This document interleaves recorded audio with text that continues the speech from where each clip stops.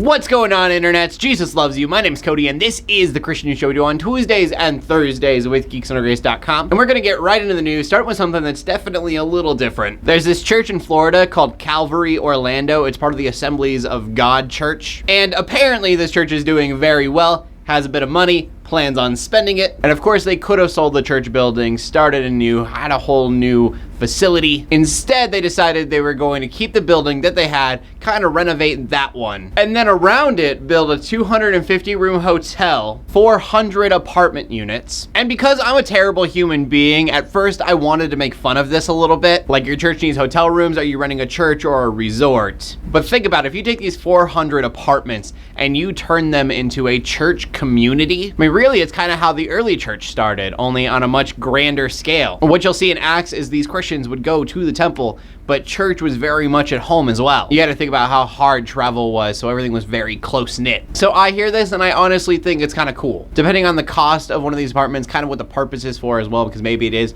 for people who are in more need of a home. But if not, I'd totally be open to living at a church's apartment. And then if they had office spaces for people that were just trying to do the Lord's work, like, that would be a dream come true. And then next up, we need to talk about Russia. We've talked a few times now about the religious freedom laws, or I guess I'm not wording it very well. It's more a lack thereof. There are restrictions being put in place on religious liberty. Basically, evangelism is not allowed unless you are inside of a church. And so ironically, Franklin Graham is going to hold a summit in Russia about Christian persecution. And obviously that's no longer happening. It is still going to be held in the United States, but I don't know if it's going to have the same impact it would have in Russia given their history. Now, from everything that I've seen, it does seem as though Franklin Graham is the one who is pulling back, saying, no, we don't want to have this summit here about Christian persecution in a country that is committing Christian persecution. I can't confirm this, but I do wonder whether or not there is some legality in it now, whether or not he is legally able to hold that summit in Russia. I mean, I don't know where the venue is going to be, but if it was not in a church, would it be considered evangelism? Regardless, persecution seems to be something that I'm talking about all the time anymore,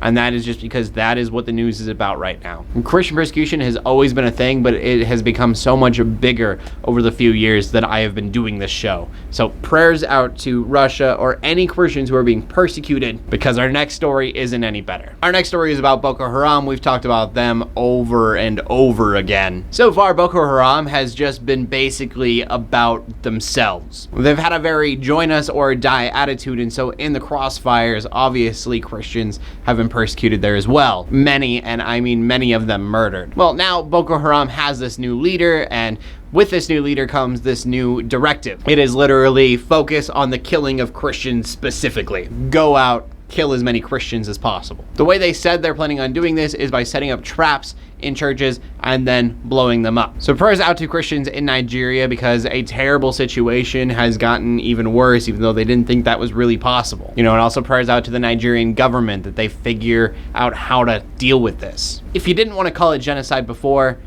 you really don't have a choice now. And I guess because of Boko Haram, we at least know where the church needs us most. The question of the day is going to go way back to the first story of the day. I know this stuff is kind of dark and we're talking about something kind of light, but I want to know what you guys have to say. A church building hotel rooms and apartments on their complex. Is that a good thing to you? Is that a weird thing to you? Is it bad? I want to know what you guys have to say, so please leave a comment in the comment section down below with your answer. Make sure you check out GeeksUnderGrace.com for more geeky content. Sorry that this one was pretty deep. I don't try to do that, but the news is what the news is, and I want you guys to be informed.